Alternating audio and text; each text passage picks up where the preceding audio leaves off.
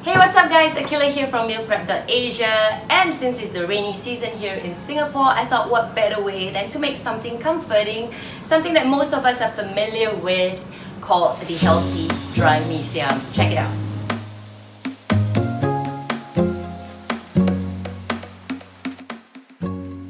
Alright guys, a little bit of a backstory. When I used to live with my mom back then, she used to make Dry Mee Siam or bihun goreng at least once a week. She always says that it's a very simple dish to make, and back then when I haven't started cooking, it's quite difficult to sort of understand that, believe that it's simple.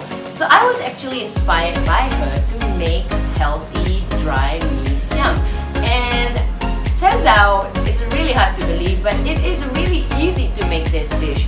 Apart from the fact that you might need a food processor to put all the ingredients for the paste together, or if you don't have a food processor or a blender, you can also use a pestle and mortar. Apart from that, if you have all the ingredients lined up, it's really quick, it's delicious, and it's really cheap that you probably don't even want to go to those MRT stations and have those economical bihun, because you can make one yourself and you are in complete control of what goes in it.